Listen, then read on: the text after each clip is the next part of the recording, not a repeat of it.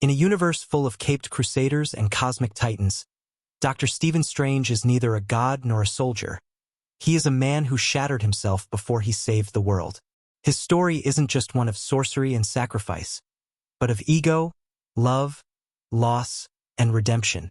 Beneath the cloak of levitation lies a heart that once bled for recognition, then bled for others. Before he became the Sorcerer Supreme, he was a broken man, too proud to accept failure and too intelligent to ask for help. But the real tragedy? It's not just his hands that were shattered in that car crash. It was his entire identity. A brilliant neurosurgeon, Stephen's entire sense of worth was tied to his skills. When that was taken from him, the arrogance peeled away to reveal a scared, desperate soul, clawing through myths and magic for meaning. And in that fall, he didn't just find power, he found purpose. Yet what many fail to see is that Dr. Strange's greatest magic isn't the mystic arts. It's his capacity to evolve, to let go of who he was, to protect a world that never thanks him, and to quietly love from a distance. This is the untold story of Dr. Stephen Strange. His past, his heartbreak, and the journey that turned a broken man into a master of time. 1. The gifted child of New York. Stephen Strange was born in New York to Eugene and Beverly Strange. From a young age, he showed extraordinary intelligence, mastering complex theories far beyond his years. But brilliance came with a cost. He was emotionally isolated, driven to meet expectations that were silently, relentlessly placed on him. The Strange household wasn't cruel, but it wasn't warm either. Affection was conditional, achievements were the currency of love. His parents praised results, not feelings. So Stephen buried his emotions under textbooks and ambition. He became addicted to winning. Being the best wasn't a choice, it was survival. This shaped the foundation of his identity. A man who believed if he wasn't extraordinary, he wasn't worth anything. It planted the seed of perfectionism that would later destroy him. He didn't know how to ask for comfort. When he was scared, he studied. When he was lonely, he competed. Even at school, he never allowed himself to be vulnerable. Friends described him as brilliant but cold. Every connection he made had a wall built around it. One that no one could ever climb, not even Christine later in life. Deep down, little Stephen was afraid of failure not because it was unpleasant, but because it meant being invisible. And for a child who craved love through performance, invisibility was worse than death. He associated emotional closeness with weakness and grew up thinking that control equaled safety. Ironically, that same belief would one day lead to his greatest downfall. Looking back, you realize Stephen Strange wasn't born arrogant, he was made, crafted by a childhood where love was earned, not given freely. And that kind of upbringing doesn't just create geniuses. It creates men who have everything on the outside, but nothing on the inside. That lonely little boy, he never really left. 2. The death of Donna, the sister he couldn't save. Before Strange was ever a surgeon, before the cloak of levitation wrapped around him, he was a helpless older brother screaming at a river. Donna, his beloved sister, drowned when they were young, right in front of him. He couldn't save her. And that single moment, just a few minutes, would go on to haunt him for a lifetime. He blamed himself even though he was just a child. But grief doesn't listen to logic. Guilt has its own language. He carried Donna's death like a scar beneath his skin. No one could see it, but it bled into everything he became. That's why he chose neurosurgery. He didn't want to help people, he wanted to conquer death. He wanted revenge against the feeling of helplessness. He never spoke of Donna, not even to Christine. But the silence didn't mean he healed, it meant he never let himself grieve. Every life he saved in the operating room was a silent apology to his sister. Every miracle surgery, every impossible success, was his way of trying to undo a tragedy that time refused to erase. And though he's seen infinite timelines, traveled through multiverses, and reversed time itself, he has never been able to save Donna. That power will always remain out of reach. And that's why even with all the spells in the world, Dr. Strange still walks with a broken heart. 3. The rise of the arrogant surgeon. After years of relentless studying and emotional isolation, Stephen Strange became one of the most celebrated neurosurgeons in the world. Hospitals fought to have him on their rosters. Patients paid fortunes for 5 minutes of his time, and media outlets praised him like he was some kind of god. But the truth was, this god wore a mask. He performed only the most complicated cases, not out of compassion, but to feed his ego. He didn't save lives for the sake of humanity. He saved lives for headlines. Every time he saved someone with an impossible condition, it fed that broken part of him that still craved worth. Every success became proof that he mattered. But beneath that perfectly tailored suit and surgical gloves was a man running from fear. Fear of being ordinary. Fear of facing his own emotional wounds. So instead, he became addicted to power, the kind you don't need a wand for. The kind that makes people bow with their eyes. Strange was the kind of man who didn't tolerate mistakes, not even from himself. His colleagues admired him but were terrified of him. He didn't believe in teamwork, because deep down, he didn't trust anyone to be as good as him. His perfectionism wasn't ambition, it was armor. He'd built his entire identity around being untouchable. But the higher you climb on a mountain made of pride, the harder you fall. And amidst all that fame, money, and applause, love had no place. Christine Palmer tried. She stood beside him, even when he was cold and dismissive. But Strange didn't know how to let anyone in. He thought emotions were distractions, weaknesses he couldn't afford. So he pushed her away, not with cruelty, but with absence. He was always too busy, too focused, too unreachable. Ironically, the man who saved hundreds of lives couldn't save his own soul. He had everything: wealth, respect, talent, but no peace. And somewhere deep inside, he knew it. 4. Christine Palmer, the love he let go. Christine Palmer was more than just a colleague. She was the only one who saw Stephen Strange as more than his resume. While the world admired his skills, she saw his scars. While others worshipped his intellect, she reached for his soul. Christine was the heartbeat he didn't know he needed, but could never hold on to. Because Stephen didn't know how to love someone without controlling them. And Christine? She was never meant to be controlled. Their connection wasn't explosive or dramatic. It was subtle, intimate, a slow-burning tension between two brilliant minds who understood each other beyond words. But while Christine was open with her heart, Stephen built emotional walls so thick, even she couldn't climb them. He kept her at a distance, not because he didn't care, but because he cared too much and didn't know how to handle vulnerability. Loving her terrified him more than facing death. He thought being close to someone meant giving them the power to hurt him. And for a man who had spent his life avoiding pain, that kind of surrender was too dangerous. So he distanced himself. With sarcasm.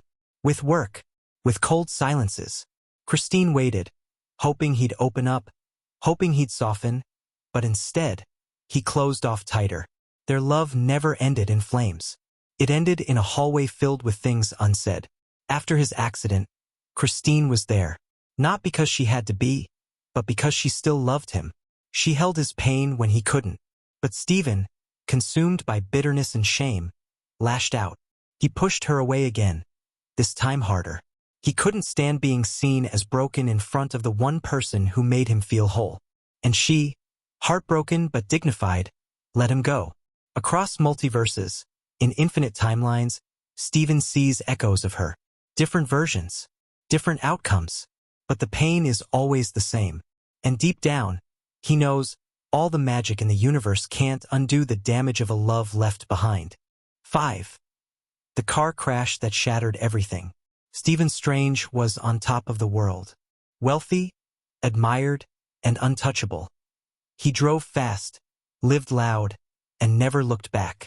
That night, behind the wheel of his luxurious car, he wasn't just speeding down a wet mountain road. He was running from the silence of his own soul. The rain, the call from his assistant, the glowing surgical scans.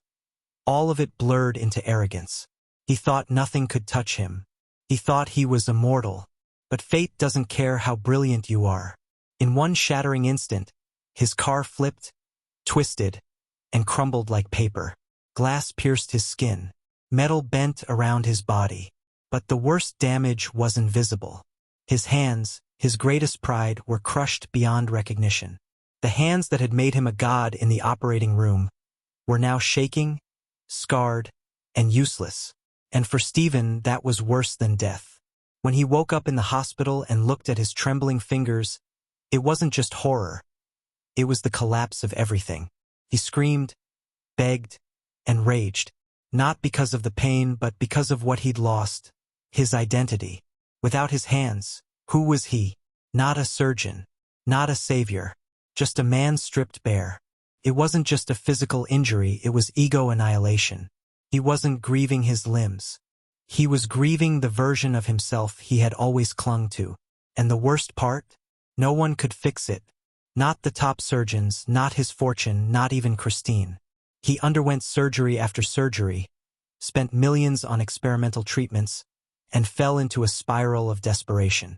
Every failed procedure became another nail in his emotional coffin.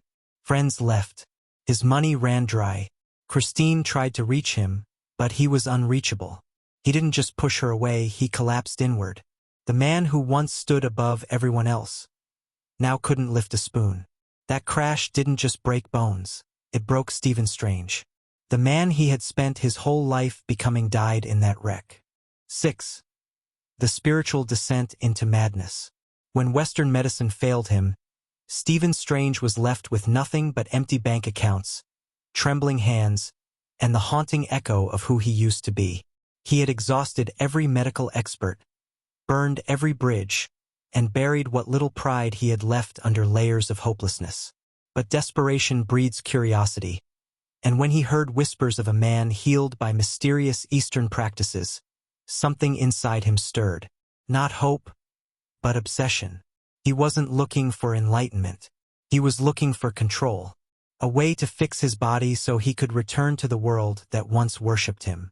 He didn't believe in magic, chakras, or energy. He believed in results. So when he arrived at Kamartaj in Kathmandu, he was angry, cynical, and broken. His first words weren't of gratitude, they were of doubt. He mocked what he didn't understand, clinging to logic like a child clings to a nightlight in the dark. But the Ancient One wasn't just a teacher. She was a mirror. She saw through his arrogance, straight into the trauma he tried to bury under intellect. When she first touched his third eye and sent him spiraling through the multiverse, it wasn't just a trip, it was a death. Stephen Strange, the scientist, the surgeon, the skeptic, was obliterated in seconds. And what came back was a man terrified of how little he truly knew. Still, even after seeing worlds without gravity, dimensions made of thought, and time folding on itself, Strange resisted. He didn't want transformation, he wanted restoration. But the universe doesn't work like that. The Ancient One told him what he feared most. You're not here to fix your hands. You're here to fix your soul. And in that moment, Stephen had to face the unthinkable. That the real wound wasn't in his body. It was in his heart. 7. Meeting the Ancient One, a new kind of teacher. When Stephen Strange first stood before the Ancient One, he expected a mystical fraud. A charlatan. Someone playing dress-up with candles and smoke. What he got was the single most life-shattering lesson he had ever experienced. The Ancient One didn't offer sympathy. She offered truth, sharp and clean. She stripped away his defenses with a calm smile and forced him to face the greatest enemy he'd ever known, himself. The first time she opened his third eye, Stephen's world exploded. Time unraveled. Space distorted. His soul was flung across dimensions. He saw universes collapsing, matter bending, galaxies screaming, and when he returned to his body, trembling and gasping on the temple floor, he begged her to teach him. It wasn't humility, it was survival. Because for the first time, Stephen realized that his science was a speck of dust in a much vaster truth, and he had never felt smaller. But the Ancient One didn't give him spells on the first day, or the second, or the third. She gave him sweeping, cleaning, and humility. She gave him silence when he craved knowledge, and patience when he demanded progress. He was a man used to instant success. This was agony. Every failure was a test. Every frustration a fire designed to burn away the ego he still clung to. The Ancient One wasn't just molding a sorcerer. She was sculpting a soul. What made her different wasn't her power. It was her understanding of pain. She knew that Stephen's arrogance wasn't pride. It was a shield. And she didn't tear it down cruelly. She guided him to lower it himself. She became the first person since Donna and Christine who truly saw him, not as a doctor, not as a student, but as a fractured, frightened human being. She spoke to the boy who had watched his sister die, not the man who tried to conquer death. The Ancient One taught him that magic is not about control, it's about balance. 8. From student to protector. Stephen Strange never intended to be a hero. He didn't train at Camartage to protect the world. He trained to repair his hands, to reclaim his lost status. But fate doesn't wait for you to be ready. And when the darkness came knocking, when Caecilius and his zealots attacked, Strange had no choice but to step into a war that had already begun. The moment the sanctum was invaded, the choice was made for him. It was no longer about him. He fought that night not because he was brave, but because he had no other option. It was instinct, fear, and flashes of desperation that led him through that battle.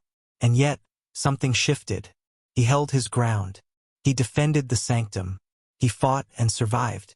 And when it was over, Wong and Mordo looked at him not as a student anymore, but as one of them. The sanctum recognized him. And for the first time in his life, Stephen Strange felt useful even without his hands. Still, he resisted the idea of being a protector. He wasn't ready. He felt like an imposter. But the Ancient One saw beyond his doubt. She saw the same thing she had seen in herself. A soul trying to do the right thing, despite being afraid. She had always known Stephen's path would not end at Camartage. She had trained him to lead, not to follow. And when she died in his arms, she didn't just pass away. She passed the torch. He didn't become a hero because he had powers. He became a hero because he chose to carry the burden, even when it crushed him. Because protecting others wasn't about being worthy, it was about being willing. From student to protector, Strange became not the man who healed wounds, but the man who took them in, so the world wouldn't have to. 9. Dormammu, the day he chose to die over Win. When Dormammu threatened to devour Earth, Dr. Strange stood face to face with a cosmic being of incomprehensible power. This wasn't a villain he could outfight or outspell. Dormammu was the end of everything, pure destruction, ancient and cruel. The Avengers wouldn't have stood a chance. Yet it was Stephen, a man barely new to the mystic arts, who stepped forward. Not with aggression, not with force, but with the one thing no enemy could ever prepare for: infinite sacrifice. He used the Eye of Agamotto to trap himself and Dormammu in a time loop, an eternal cycle where Strange would die, and die, and die again. And he did, over and over. Dormammu killed him 1,000 different ways, burned him, crushed him, obliterated him. But each time, Strange came back with the same calm words: Dormammu, I've come to bargain. It wasn't a battle. It was a slow, quiet war of endurance. And Strange was the only one willing to lose endlessly to protect Earth. Every death hurt. Every second was agony. And no one saw it. No crowds cheered. No one stood beside him. This was a fight he endured alone, in the silence of eternity. Strange had always feared failure. He had always clung to control. But in this moment, he surrendered all of it. He knew he'd be forgotten. He knew no one would understand. And still, he stayed. Because to him, saving the world meant more than being remembered by it. And that's the tragedy that defines Dr. Strange. He doesn't win the way other heroes do. He doesn't punch harder. He doesn't shine brighter. He endures longer. He became the shield between Earth and chaos by choosing to suffer in silence. That infinite loop was not just a spell. It was a symbol of his rebirth. He who once feared weakness, now embraced death, again and again. Not for glory, but for peace. 10. The unspoken grief watching Christine move on. Even after all the timelines he walked through, all the battles he survived, and all the lives he saved, Stephen Strange never stopped thinking about Christine. She was the one thing he never mastered. The only person who truly knew him before the magic, before the heroism, before the world began to crumble around him. In every universe he traveled, she remained his emotional constant. And in the one that mattered most, he had already lost her. When he attended Christine's wedding, wearing that forced smile, surrounded by strangers and soft jazz, he wasn't just attending a ceremony. He was standing in the aftermath of every choice he didn't make. Every, "I'm too busy," and every, "I'm fine," he whispered when she begged him to open up. The woman he loved, truly, deeply loved, was marrying someone else. Not because he didn't love her back, but because he loved her too late. He clapped. He smiled. He even gave a toast. But inside he was breaking. Not loudly, quietly, in the way people who've seen universes collapse tend to break, silently and completely. He wasn't angry. He wasn't bitter. He was hollow, because deep down he knew she deserved this happiness. A life without chaos. A partner who didn't carry galaxies of responsibility. And that grief for something he could have had is the kind that never leaves. It just settles into your bones. He had saved entire dimensions, but he couldn't save their love. That's the unbearable irony of Stephen Strange. A man who can manipulate time but can't reverse his regrets. A man who could have lived infinite lives with Christine, and yet, in this one, had to let her go. It wasn't a villain that broke him. It was the quiet pain of watching her walk down the aisle in a white dress that wasn't meant for him. That moment at her wedding was more than emotional. It was defining. He realized then that his sacrifice didn't just cost him comfort or peace. It cost him love. Dr. Stephen Strange may have become the Sorcerer Supreme, the protector of Earth, the master of the mystic arts, but none of those titles ever healed the wounds that lived beneath his skin. He saved the universe countless times, rewound death, rewrote destiny, and bargained with cosmic beings no mortal would dare approach. And still, in the quiet of the night, when the portals closed and the spells faded, he was just a man haunted by the life he couldn't live, a man still hearing the echo of Christine's laughter in a home that was never built. His story is not about perfection, it's about acceptance, about losing everything you thought made you whole, and still showing up for a world that will never know the weight you carry. Strange taught us that true strength isn't found in the ability to win, it's found in the willingness to lose, again and again, for something bigger than yourself. And perhaps most tragically, for someone like him, love wasn't a destination. It was a sacrifice. One he made not just once, but across every universe. So the next time you see Dr. Strange casting a spell, holding the fabric of reality together, or staring into timelines only he can bear to witness, remember the man behind the cloak, the boy who lost his sister, the surgeon who lost his hands, the lover who let her go, and the protector who never stopped choosing everyone else, even when it meant losing everything he ever wanted. Because that is what makes him not just a hero, but a heartbreakingly human one.